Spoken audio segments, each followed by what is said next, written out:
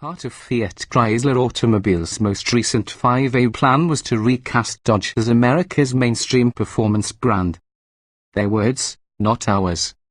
What followed included 707 horsepower Hellcats and track-oriented Vipers and the demise of non-sporty sedans such as the Avenger and soon a Dart.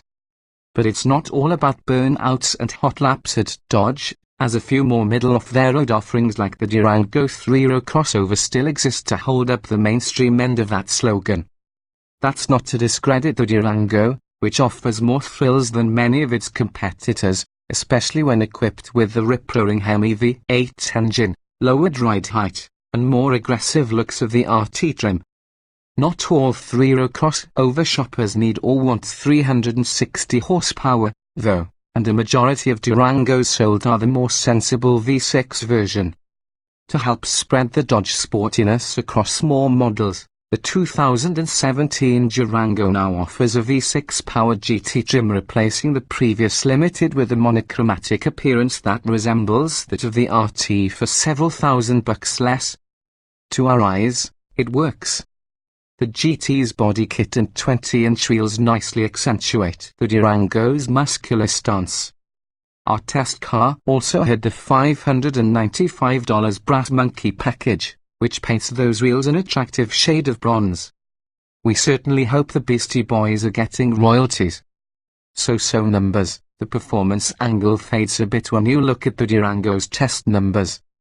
To its credit, this 2017 version was a bit quicker than a similar V6 AWD model we tested 3 years ago, getting from 0 to 60 miles per hour in 7.4 seconds and running a quarter mile in 15.7 seconds at 89 miles per hour, 0.2 and 0.1 second better than before.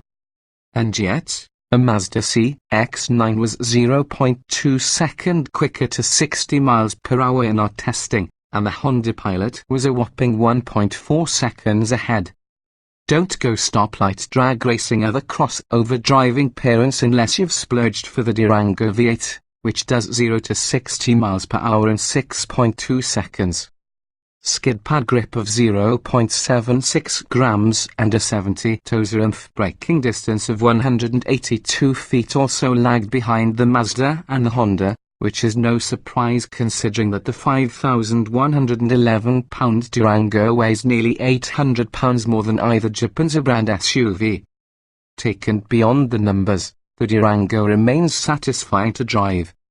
While most other 3-row crossovers use front-wheel drive platforms derived from mainstream midsize sedans, the Durango's chassis is a rear driver that was developed, in conjunction with the Jeep Grand Cherokee, alongside the Mercedes-Benz GL Class SUV going back to the end of the Daimler Chrysler days. That results in a behemoth that's confident in its responses, from the nicely weighted steering to the way its suspension soaks up bumps with nary a reverberation through the stiff structure. The 3.6-litre Pentastar V6 engine also enjoys its job motivating the big Durango, doing so with adequate punch and a pleasing engine note to boot, even if it can't match the growl of the Hemi. Big beast, the Durango's heftiness is partially attributable to its size, as the Dodge has a longer wheelbase and a greater length than either the Honda or the Mazda. Despite its larger footprint, the Dodge's rear drive layout isn't quite as space-efficient as the Pilot, which has more passenger volume, and the interior feels less airy and spacious than the Honda's.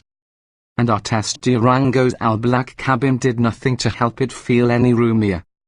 Still, the Dodge's second and third row seats are comfortable even for adults, with the back rows elevated the theater seating position helping to avoid the knees iron just feeling prevalent among many 3-row SUVs.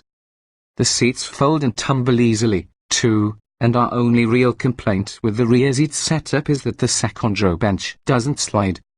Captain's chairs that reduce seating capacity to 6 are available for $995 extra on most trims, and the third row is a $695 option on the base Durango SXT, which now is a Toro, 5-seat interior as standard.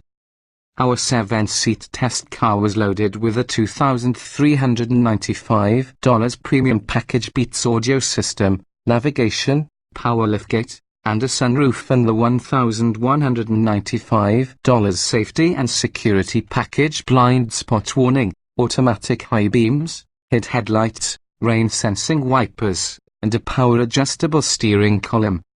Tack on a $1,995 rear entertainment center with 2 screens mounted on the backs of the front seats, and our as-tested price rose to $47,370. Not an absurd sum for a big SUV, but not exactly a bargain, either, given that it lacks features such as adaptive cruise control and the aforementioned captain's chairs. The value equation isn't helped by the Durango's relatively uninspired interior design. Its 8.4-inch Uconnect touchscreen functions well, but the cabin plastics and upholstery give off a decidedly non-premium vibe. The new Mazda CX-9 in its top signature trim level has raised the stakes in this class, with gorgeous wood and leather that shame many pricier luxury crossovers.